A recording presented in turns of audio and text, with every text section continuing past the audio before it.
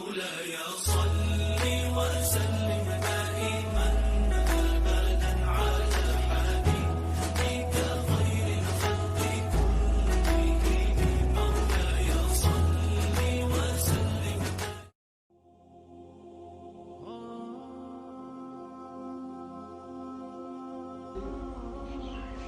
السلام علیکم ورحمۃ اللہ وبرکاتہ. جناب محترم حضرت مولانا سجاد نعمانی صاحب ذاکر کے ذریعے پتہ چلا کہ اللہ تعالیٰ کے فضل و کرم سے آپ اور اہلیہ محترمہ دونوں کرونا سے بعافیت شفا یاب ہو گئے. اللہ پاک آپ کو صحت کاملہ عاجلہ نصیب فرمائے اور اللہ تعالیٰ آپ کا سایہ سلامت رکھے. آپ امت کے لیے ایک سرمایہ ہیں. دوسری گزارش تھی کہ آپ کا کلپ مجھے پہنچا ہے جس میں آپ نے ایک شادی پر تبصرہ کیا ہے کہ 200 کروڑ کی شادی ہوئی ہے. میں آپ سے گزارش کروں گا، میرا میڈیا کے ساتھ سب سے زیادہ تعلق ہے. یہ دجال اور کذاب ہیں. میں نے بالکل جھوٹ بولا ہے. اس گھر سے میرا تعلق کوئی 28 سال پرانا ہے. جب یہ چھوٹے سے تاجر تھے تو میری اور ان کا تعلق ہوا. تبلیغ کے ذریعے سے یہ تبلیغ میں لگے جانا شروع کیا تو اس سے آنا جانا تعلق محبت شروع سے رہا. ان کے والدہ کا جنازہ، والد کا جنازہ میں نے پڑھایا. تو اس تعلق کی وجہ سے میں نکاح پہ گیا تھا. میں نے ان سے پوچھا جب یہ خبر پھیلی کہ 200 کروڑ کی شادی، تو انہوں نے کہا مولانا ہماری صرف ٹوٹل 10 کروڑ اس پہ لگا ہے اور یہ بالکل بکواس ہے. ان کا بیٹا آگے میرے بھتیجے کا بہت قریبی دوست ہے. پھر یہ بھی خبر تھی کہ 10 لاکھ مولانا طارق جمیل کو نکاح کر دیا ہے. مولانا اس سے بڑا جھوٹ اور کیا ہوگا. پھر آپ نے ایک حدیث کوٹ کی، بیس الفقیر علی باب الامیر. اللہ کا شکر ہے، اللہ نے مجھے ایک اچھے گھر میں پیدا کیا. اللہ تعالیٰ مجھے بڑے بول سے بچائے، عجب سے بچائے. اللہ مجھے تکبر سے بچائے، تقابل سے بچائے. اللہ تعالیٰ نے خوشحال زندگی عطا فرمائی. ہم جدی پشتی ذمہ دار ہیں اور اللہ نے اپنا فضل فرمایا کہ مجھے اس راستے پر پھیر لیا. اس کا کرم اور احسان ہے. تو میں تو اپنے تعلق کی وجہ سے گیا تھا اور مجھے بھی وہ منظر اتنا اچھا نہیں لگا. لیکن جو کہا جا رہا ہے 2 ارب کی شادی ہوئی اور مولانا طارق جمیل کو 10 لاکھ دیا گیا، یہ سب جھوٹ ہے. حضرت آپ میڈیا کی خبر پر کبھی کوئی تبصرہ نہ کیا کریں، کبھی کوئی کلپ ریکارڈ نہ کروایا کریں. یہ 95-99% جھوٹ بولتے ہیں. تو اس لیے مجھے تو ان محفلوں میں جانا ہوتا ہے. ہمارے اکابر میں شاید ہی کوئی طوائفوں کے پاس گیا ہو. مولانا میں طوائفوں کے محلے میں جاتا ہوں. میں ان میں 10 سال سے محنت کرتے یہاں تک لایا کہ میں نے ان کے وظیفے مقرر کیے اور ان سے برائی چھڑوائی. تو اللہ کے فضل و کرم سے مجھے تو مولانا ہر جگہ جانے میں کوئی عار نہیں ہے، چونکہ مجھے تو پیغام پہنچانا ہے. تو اگر میں طوائفوں کے پاس جا سکتا ہوں، مجھے کوئی اس میں عار نہیں، تو میں وہاں بھی جا سکتا ہوں. یا مجھے اللہ کی بات ہی کرنی ہوتی ہے اور کیا کرنا ہوتا ہے. تو اس لیے یہ ایک اختلاف رائے ہے، نہ کہ کوئی مخالفت ہے. میں اس سے اختلاف کرتا ہوں کہ ایسی محفلوں میں نہیں جانا چاہیے. بطور شریک نہیں جانا چاہیے، لیکن اگر آپ نے اللہ کی بات سنانی ہے تو ضرور جانا چاہیے. تو لیکن 10 لاکھ مجھے دیا، بالکل بکواس ہے. 200 کروڑ شادی پہ لگا، بالکل بکواس ہے. ہاں انہوں نے مجھے بتایا کہ 10 کروڑ لگایا ہے اور وہ کھربوں پتی لوگ ہیں. 10 کروڑ ان کے لیے کیا مسئلہ ہے. لیکن بہرحال پھر بھی اسراف تو ہے. میں پرانے تعلق کی وجہ سے گیا ہوں تو میں معذرت کے ساتھ میں صفائی پیش نہیں کیا کرتا، میں اپنے پر بات لے لیا کرتا ہوں. لیکن اللہ کے نیک بندوں کے دل میں کوئی بات آ جائے تو وہ میرے لیے نقصان دہ ہے. میں نے اپنی صفائی پیش کرنے کے لیے بات عرض کی ہے کہ 2-4 لقمے روٹی کے کھائے تھے اور اسی پاؤں پہ میں واپس آ گیا تھا. اور ان پر بھی یہ بالکل جھوٹا الزام ہے کہ انہوں نے اتنے پیسے خرچ کیے. اور میں معذرت کے ساتھ پھر معافی چاہتا ہوں اگر میری کوئی بات بری لگی ہو. میں نے کوئی کسی عجب کی وجہ سے یہ نہیں بتایا کہ میں طوائفوں کے پاس جاتا ہوں یا فلمی اداکارائیں ہیں وہاں جاتا ہوں، گلوکار ہیں، گانے والے، گانے والیاں، سب کے پاس میں جاتا ہوں، ان سے بات کرتا ہوں. تو ان کے بڑے اچھے نتائج ہیں. اور باقی ہدایت تو اللہ دیتا ہے، میرے ذمے تو ہے بلغ ما انزل الیک من ربک، میرے ذمے تو اتنا ہی ہے. اللہ تعالیٰ مجھے آپ کو اپنی حفظ و امان میں رکھے. السلام علیکم ورحمۃ اللہ وبرکاتہ. وعلیکم السلام ورحمۃ اللہ وبرکاتہ.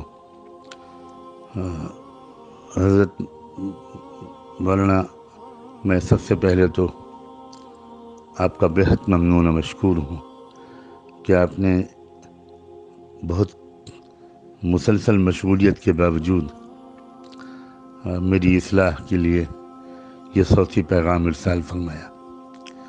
اللہ تعالیٰ آپ کے رتبے بلند فرمائے.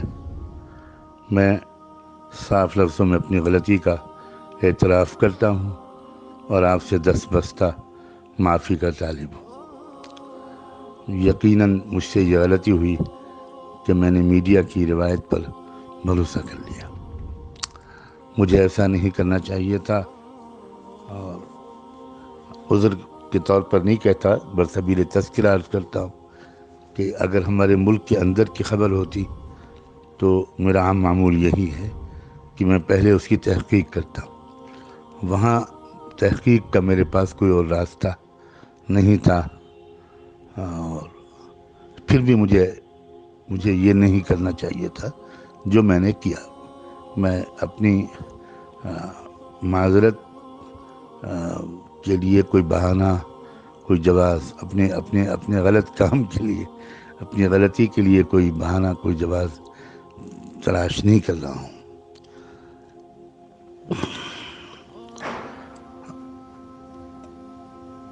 یہ بھی میں تذکرہ کر دوں کہ یہاں ہمارے ملک کی جو صورتحال ہے، حالات ہیں، اس میں ہم لوگوں کو بہت شرمندگی اس لیے بھی ہوتی ہے کہ یہاں کروڑوں کی تعداد میں، بلا مبالغہ کروڑوں کی تعداد ایسے غیر مسلموں کی ہے کہ جو کروڑ پتی ہیں، ارب پتی ہیں، کھرب پتی ہیں، مگر وہ ایسی تنظیموں سے وابستہ ہیں، تحریکوں سے وابستہ ہیں. ان کے اندر ایسا شعور، قومی شعور بیدار ہو گیا ہے کہ انہوں نے اس عہد نامے پر دستخط کیے ہیں اور اس عہد کو نبھاتے ہیں کہ وہ اپنے بچوں کی شادیوں پر بہت کم رقم خرچ کریں گے.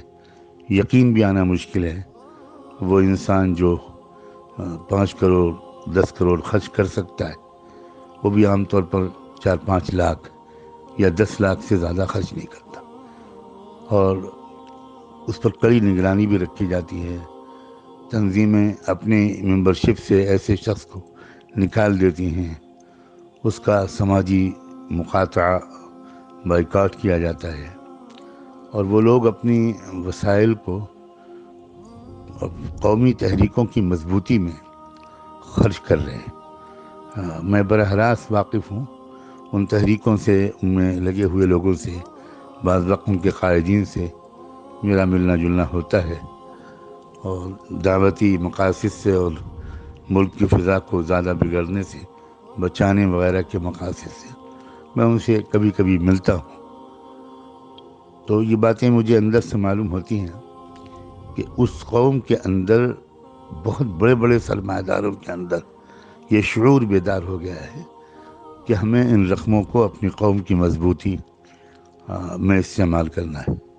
اور یہی وجہ ہے کہ وہ کہاں سے کہاں پہنچ گئے، اور ہم مسلمانوں کا اس سلسلے میں جو حال ہے وہ ناقابل بیان ہے. ہمارے یہاں بھی یہی صورتحال ہے. ہمارے یہاں تو خیر اتنے سرمایہ دار ہوتے ہی نہیں، اور اگر وہ سرمایہ دار بہت ہوتے بھی ہیں تو ان کے اندر کوئی قومی شعور آیا ہو اور وہ اپنے مال کے صرف کا رخ انہوں نے اجتماعی اور مجموعی فلاح و بہبود کے لیے استعمال کرنے کو ترجیح دی ہو، ایسے لوگ کوئی خال نظر آتے ہیں.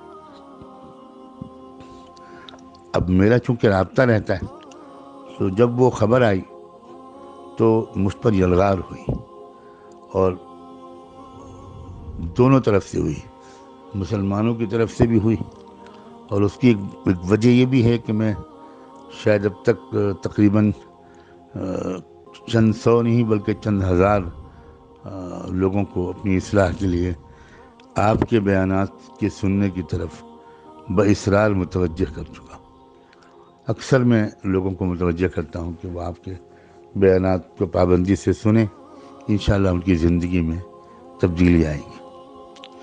ایسے بہت سے مسلمانوں نے بھی مجھے فون کیا، احتجاج کیا، اپنی حیرت و استعجاب کا اظہار کیا، اور بہت سے غیر مسلموں نے بھی مجھے فون کیا اور اپنے تعجب کا اور ناپسندیدگی کا اظہار کیا. تو بس وہ فوری طور پر ایک تاثر تھا اور میں نے وہ گفتگو نشر کر دی. لیکن اب میں بڑی حد تک شرمندگی محسوس کر رہا ہوں، اور آپ کی طبیعت میں تقدر آئے یا آپ کے بارے میں کوئی بات کہوں میں، تو یہ تو مجھے بہت ہی زیادہ بہت دکھ ہو رہا ہے محسوس کر کے کہ میں کیسے اس کی تلافی کروں. بہرحال فی الحال تو میں آپ سے معافی کا طالب ہوں اور آپ کی دعاؤں کا، محبتوں کا محتاج ہوں. بلا شبہ رائے الگ الگ ہوتی ہے، ذوق الگ الگ ہوتا ہے، اور ہر رائے کی اور ذوق کی بڑی حد تک گنجائش بھی ہوتی ہے.